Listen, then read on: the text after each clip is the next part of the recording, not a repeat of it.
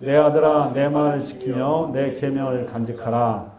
내 계명을 지켜 살며 내 법을 내 눈동자처럼 지키라. 오늘 설교 본문이 내 눈동자처럼 지키라. 요거 기억났죠? 근데 왜 7장이 내용이 왜 이렇게 그 하나님께서 명령으로 이렇게 시작하시는가 하면 앞에 1장부터 6장까지 계속 음녀에 관한 그 얘기를 이렇게 했어요. 근데 이게 참고로 우리가 이제 여기서 다시 한번 정리할 게 있는데 잠언에서 이제 음녀, 이방 여인, 그래서 관련해서 성적인 표현을 많이 나오죠, 그죠? 많이 나오는데 요 음녀와 이방 여인의 성적인 이제 여러 가지 내용, 유혹, 미혹 이런 얘기 나오는데 이게 한마디로 얘기해서 저거는 세상과 죄를 얘기한 겁니다.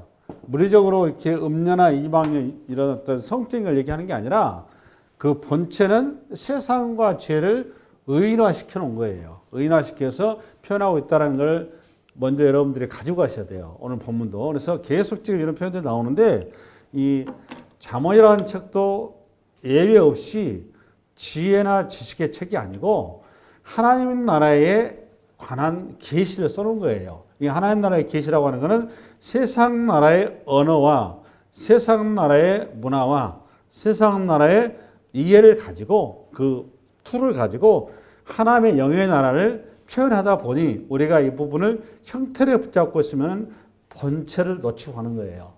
오늘 본문을 위해서 먼저 들어가기 전에 요 얘기를 먼저 하고 가는 겁니다. 그래서 1절에 보면 내 아들아 내 말을 지키며 내 계명을 간직하라 하셨을 때 오늘 네 가지 요구사항을 하세요. 그러니까 음녀와 이방 여인을 미혹에서 우리가 자유롭고 살아남으려면 쉽게 해서 그러니까 세상과 죄로부터 우리가 살아남고 이기고 성공하기 위해서는 네 가지를 하나님께서 요구를 하신데 그 첫 번째가 내 아들아 내 말을 지키며 내 계명을 간직하라. 여기에서 이제 첫 번째가 내 계명을 간직하라예요. 내 계명을. 그럼 내 계명을 간직하라고 했었을 때 이 간직하라는 단어의 원 의미를 알아야 되거든요. 단순하게 그냥 이렇게 저장하라, 뭐 보관하라 이런 뜻이 아니에요. 그보다 훨씬 포괄적인 의미인데 여기서 간직하라 그 말은 숨기다, 감추다, 저장하다,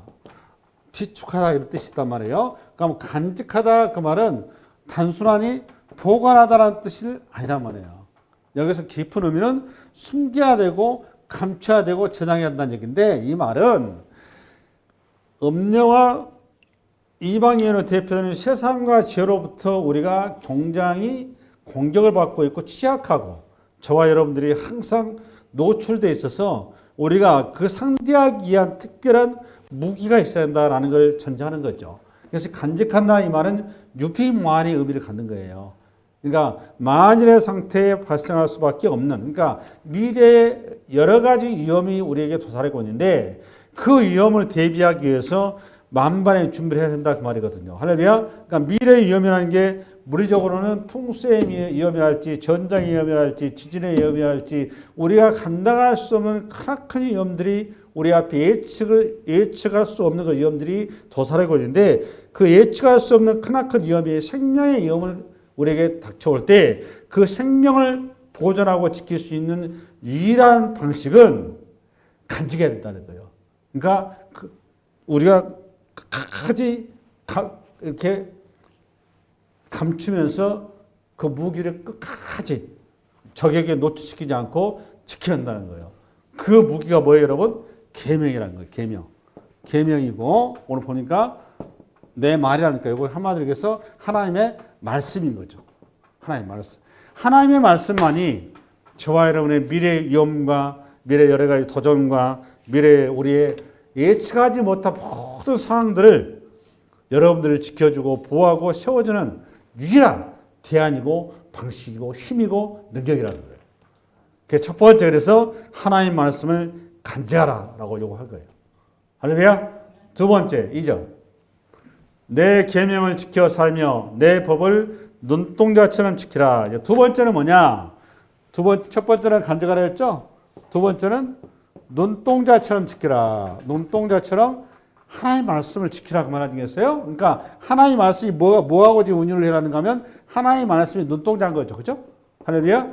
하나님 말씀 눈동자. 그러니까 첫 번째는 적의 공격과 적의 어떤 침입과 어떤 도전에도 우리가 하나님 말씀을 지키고 보존해서 극단적인 상황에서 우리를 지킬 능력과 힘을 그 말씀을 통해서 하나님께서 나타낼 수 있도록 말씀을 잘 붙들어야 한다. 그게 첫 번째였죠.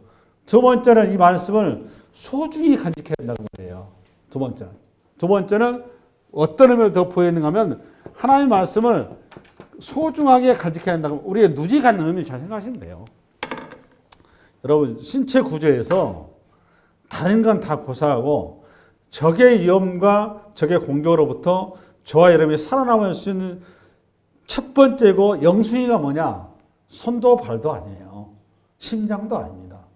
눈이에요. 눈. 일단은 적을 우리가 식별할 수 있어야 되는 거죠. 할렐루야. 적에 대한 식별이 안 되고서 그 다음부터 말이 안 돼. 내가 총이 없고 무기가 없어도 식별이 안 되면 나는 바로 상대방에게 노출돼서 그냥 현장에서 바로 죽는 거예요. 근데 내가 아무것도 없고 눈만 있어도 우선 당장에 피할 수는 있는 거란 말이에요. 눈이 그렇게 중요한 거예요. 가장 중요한 게 눈이죠. 그래서 현대전에 있어서 전쟁을 얘기한다 그러면 지상전과 해상전과 공중전이 있죠. 이 세 가지 전쟁 중에서 가장 전쟁의 승패를 좌우하는 결정적 요소는 지상전도 해상전도 아니에요. 공중전이란 말이에요. 공중전. 그렇죠? 공중전에서 결국 전투기에 얼마나 능력 있는 전투기를 간주할 때 그 전투기의 성능을 판단하는 가장 중요한 결정 요인이 뭔가 하면 레이더란 말이에요. 레이더. 이게 그걸 눈이라 그러죠. 왜 레이더가 중요한 거죠, 여러분? 상대가 나를 보기 전에 내가 먼저 상대방을 먼저 보고 공격한 다음에 내가 바로 피해야 되겠죠. 생존할 수 있는 유일한 길은 내가 상대방을 빨리 캐치해서 공격해서 제거한 다음에 내가 돌아오는 거예요. 그럼 가장 그러니까 비행기에서 가장 중요한 게 뭐예요? 빨리 나르냐도 아니에요. 얼마나 민첩하도 아니에요. 얼마나 멀리 날을 수 있냐 이것도 아니에요. 비행기의 생명은 뭐예요? 핵심은 레이더인 거예요. 레이더. 그 레이더가 사나우로 말하면 눈이란 말이에요. 일단은 상대를 명확하게 먼저 식별하는 거예요. 먼저 식별.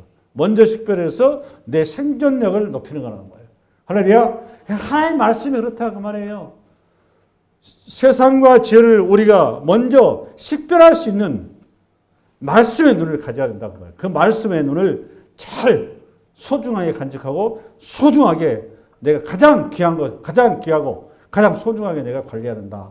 라는 게 두 번째 말씀이에요. 할렐루야. 세 번째 3절.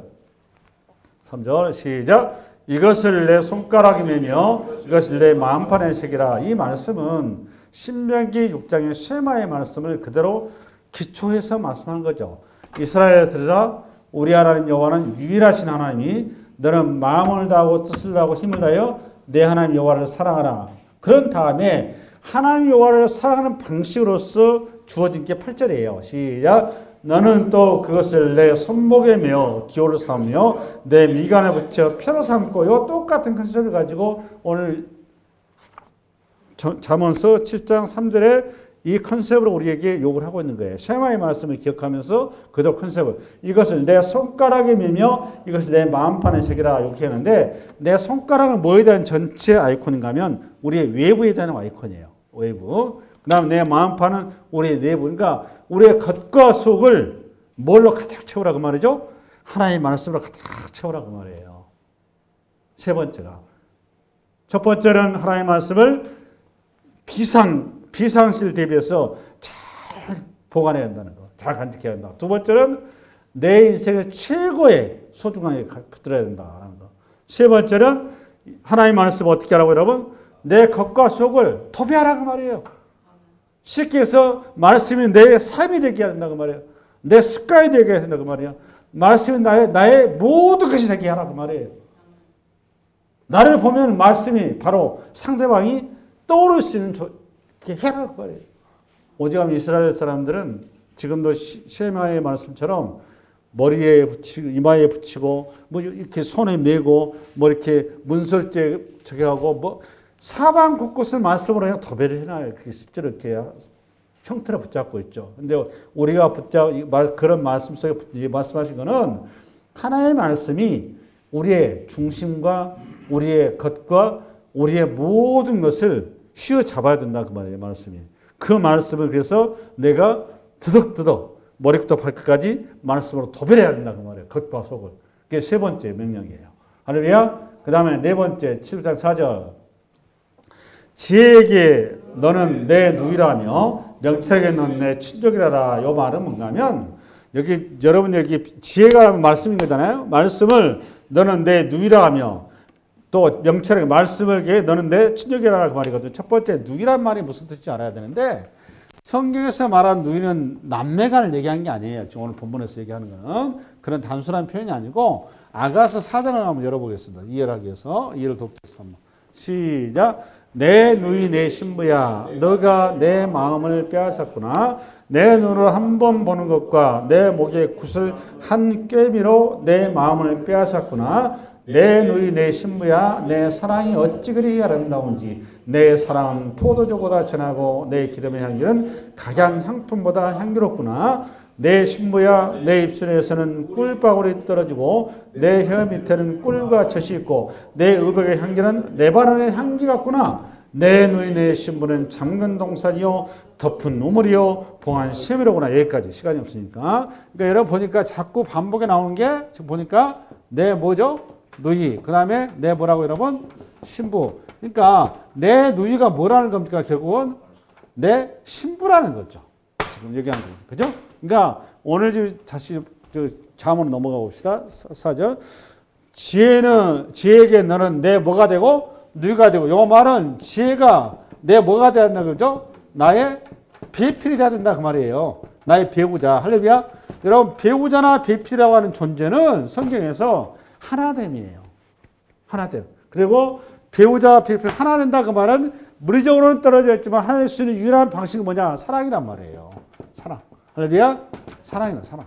그러니까 내 누이라 하면 그러니까 지혜가 너는 내 누이가 돼야 된다 그 말은 하나님의 말씀을 가장 사랑해야 된다 그 말이에요. 하나님 말씀보다 사랑하는 것이 있으면 안 된다 그 말이에요. 그렇게 얘기한 거예요. 지금 첫 번째 얘기가. 네 번째 얘기한 거죠. 하나님 말씀이 내 모든 것 중에 가장 사랑하는 존재가 된다 그 말이에요. 말씀. 아멘. 아멘. 그 다음에 이건 명철이 너는 내 친족이 된다 그 말은 여기 친족이라는 그 말은 여러분 뭘 이해하셔야 되는가 하면 이것도 마찬가지로 무슨 1촌 뭐 2촌 뭐 집안에 가면 이런 얘기 하려고 하는 게 아니라 이스라엘은 알다시피 여러분 계대 결혼법 있죠. 계대 결혼법 아시나요? 계대 결혼법. 형수치수법. 결혼법, 형수치수법.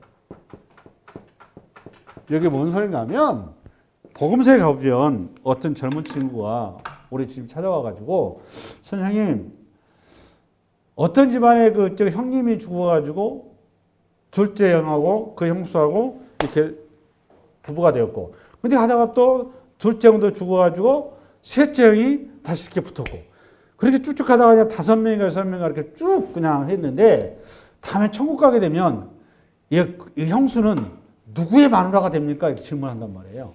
그죠? 그때 우리 주님 뭐라고 그랬죠, 여러분? 천국은 시집도 안 가고 장가도 안 가고. 할렐루야.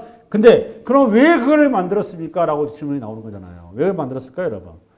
여러분, 이스라엘이라는 나라는 하나님께서 특별히 사랑하는 나라의 표본이고 하나님 나라의 축복의 아이콘이 무엇인지를 드러내는 방식으로 이스라엘에 세운 거죠. 근데 그 방식으로 하나님 나라의 축복의 아이콘의 핵심적인 아이콘이 뭔가 하면 가족을, 친족을 얘기했을 때는 이런 거 가족을 얘기했을 때는 반드시 남자와 여자가 한 몸을 이루어서 반드시 아들을 출생을 해서 가정이 끊어지지 않고 대가 있는 것. 이게 가장 큰 축복이에요.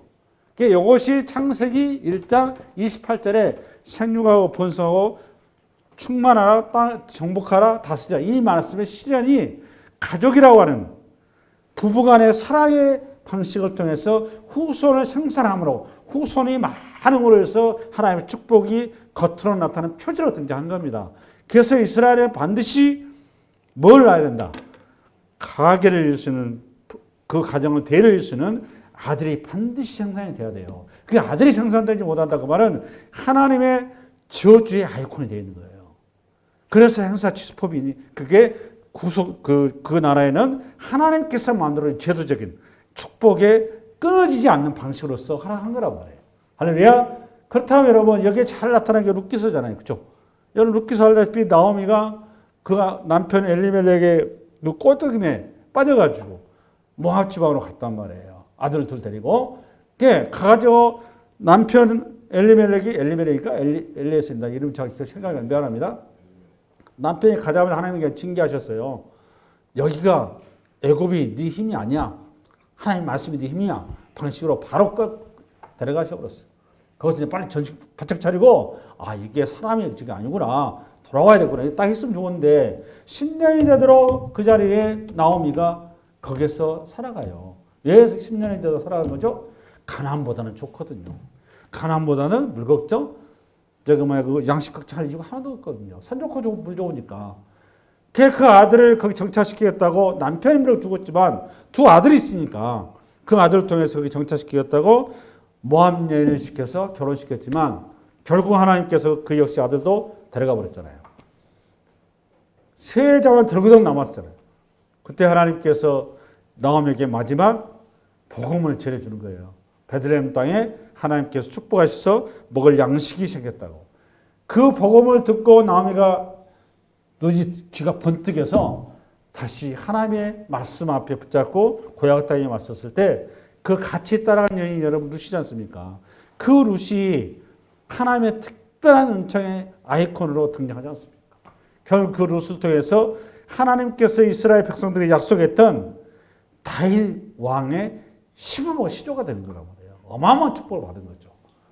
이게 바로 말씀을 붙든 자의 복이란 말이에요. 이게 바로 어마어마한 왕권을 받은 거죠. 왕권을. 맞죠? 여러분 왕권을 받는 그보다 더 큰 복이 어디 있어요? 이 세상에서. 다 받은 거죠. 그게 바로 하나님께서 약속한 말씀으로 약속한 축복이란 말이에요. 그 축복을 지금 얘기한 거예요. 너는 내 친족이라 하라. 뭐를? 말씀을. 말씀이 능력이고 말씀이 힘이고 말씀이 권능이고 말씀이 보호자고 말씀이 남편이고 말씀이 모든 거다 그 말이에요. 돈도 아니고 스펙도 아니고 무슨 뭐 잘생긴 것도 아니고 누구는 이렇게 뭐랄까 스펙을 되게 따졌었는데 하나님은 줄기차게 계속 말씀하신 거예요. 뭐가 우리의 힘이고 능력이고 권세고 모든 것이다? 말씀. 하나님의 말씀을 가지고 말씀 한마디로 세상을 창조했으니까 모든 걸 다 이루어진 거죠. 할렐루야. 그럼 첫 번째 하나님의 말씀을 어떻게 해야 된다? 간직해야 된다. 적으로부터 우리가 어떻게 빼앗기지 않도록 잘 보존해야 되는, 간직해야 되는 거예요. 그래서 가장 위급할 때, 가장 위험할 때 그 말씀을 가지고 서면은 우리가 승리한다 그 말이죠. 두 번째로 어떻게 알아요, 여러분? 말씀 어떻게 알아, 여러분? 눈동자처럼 소중하게 잘 간직하라. 세 번째로 어떻게 알아, 여러분?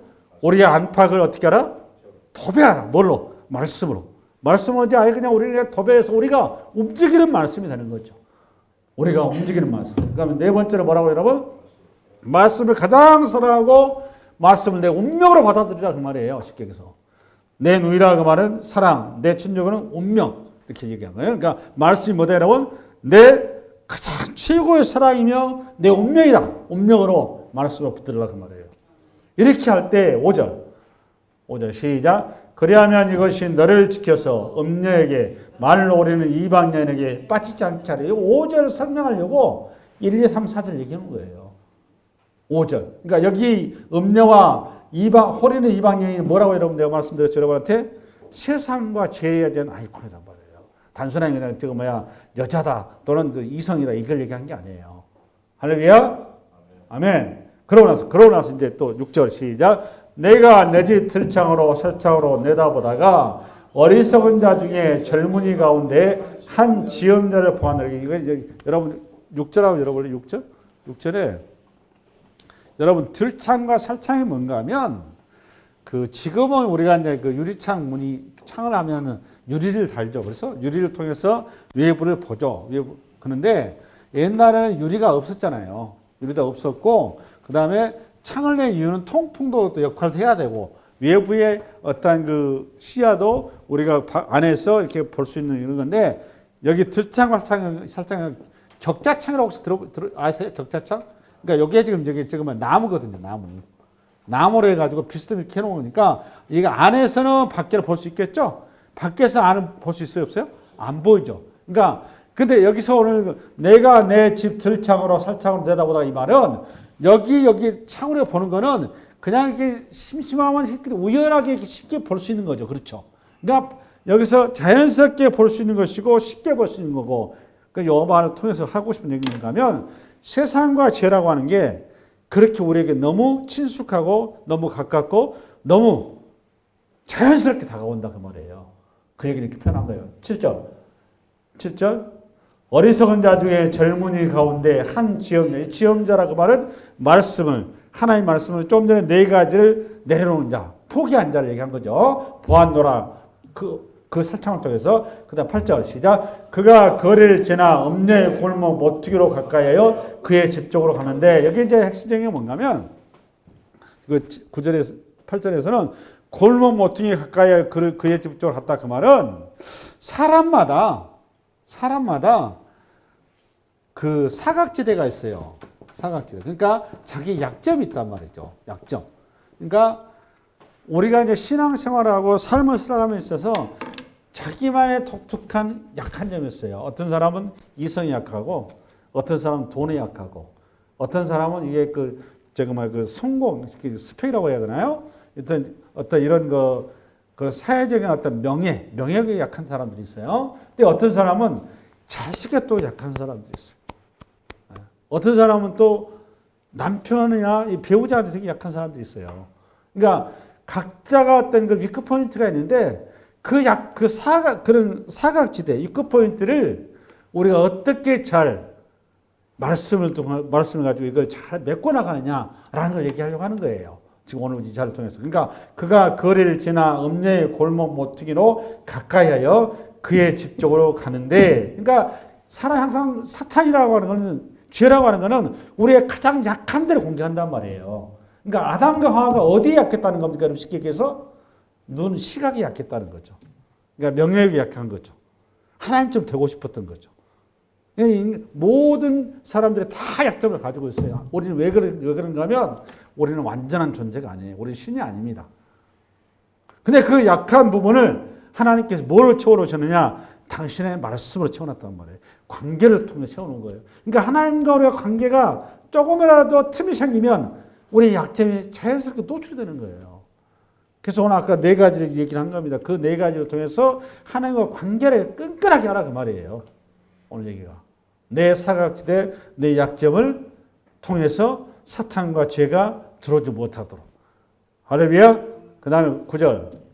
9절 보니까 이건 정리한 거죠. 내 약점에 대해서 저물 때, 황혼 때, 깊은 밤, 흑암 중에라. 이런 얘기인데 공통적인 보니까 저물 때, 황혼 때, 깊은 밤, 흑암 중에. 이 공통적이 뭐예요? 보니까. 어둠이죠, 어둠. 그죠? 네, 어둠.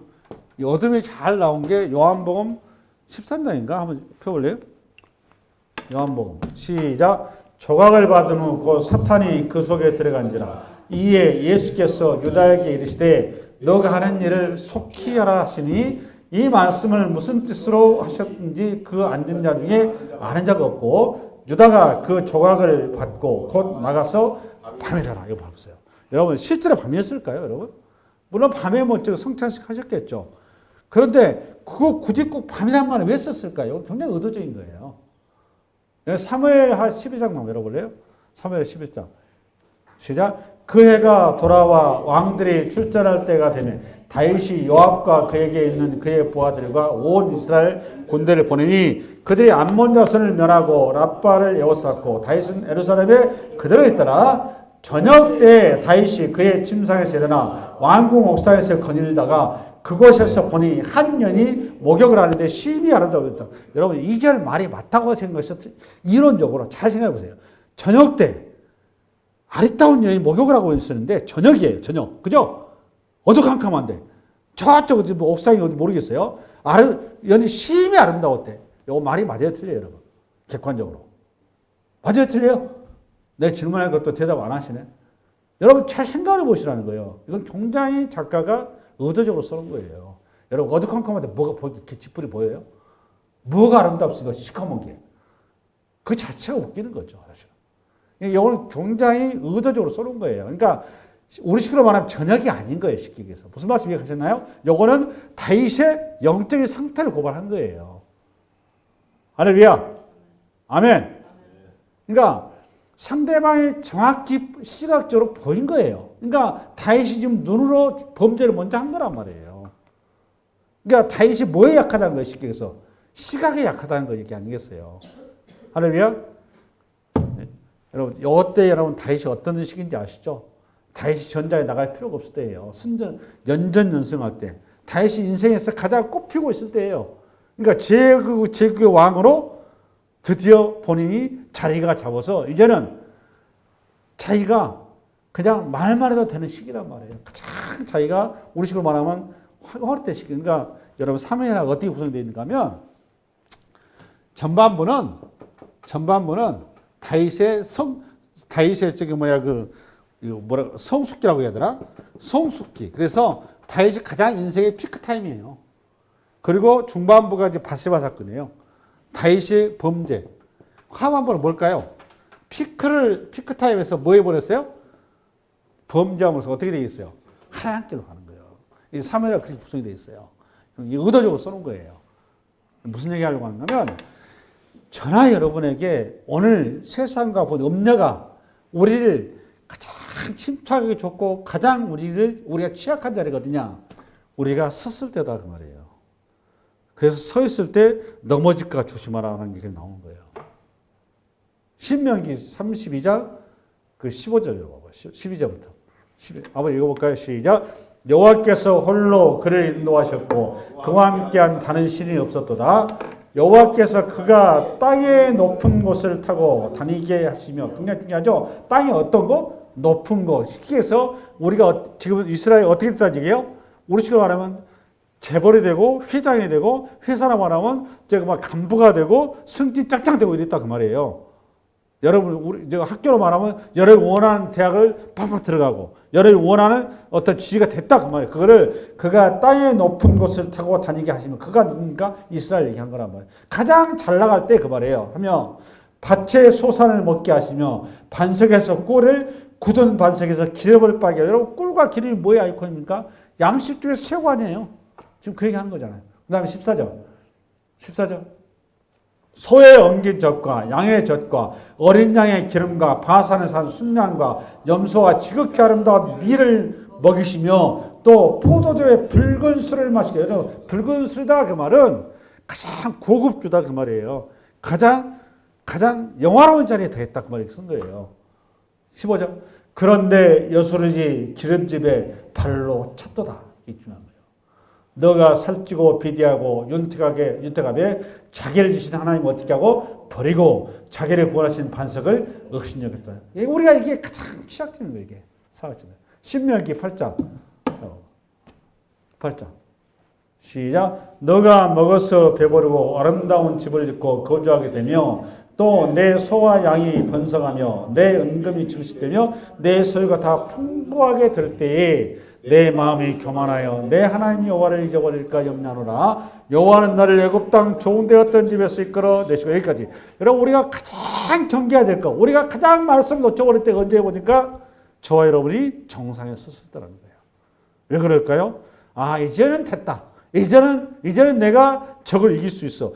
하나님 이스라엘 백성들이 여리고성의 그 어마어마한 성 앞에 갔을 때는 발발로 떨었다고. 우리가 과연 저거를 하나님께서 저거를 우리한테 주셨다는데 과연 우리가 저 성을 무너뜨릴 수 있을까? 이거 뭐 총칼도 아닌데 그냥 돌기만 하면 정말 무너질 수 있을까? 그러나 믿음으로 돌아왔죠. 그때는 두렵고 떨리는 마음으로 돌아왔단 말이에요. 말씀만 의지해서. 할렐루야. 근데 아이성 갔을 때는 여리고성에서 승리를 거기에 쳐져가지고 퍼져버린 거예요. 그 아이성에서는 말씀이 무너져 버리니까 그 인생이 무너져 버린 거란 말이에요. 그러니까 저와 여러분이 가장 취약할 때 우리가 가장 인생의 위크 포인트가 무엇인지를 여러분 스스로가 너무너무 잘 아세요. 내가 과연 하나님 말씀 앞에 언제 둔감해진가? 언제 내가 말씀 앞에 내가 예민함에 떨어진가? 스스로를 잘 점검하셔야 돼요. 그래서 말씀이 여러분의 삶 속에서 옥처럼 금처럼 바짝바짝 빛날 수 있도록 여러분 삶에서 여러분 범사에 그러면 여러분에게 약속한 언약이 여러분이 상상하지 못한 복으로 여러분의 인생을 채우실 겁니다. 할렐루야! 오늘 이 말씀이 여러분 신년 새해 정말 여러분의 인생을 빛나게 하는 복된 말씀을 세우시 바랍니다. 수고하셨습니다.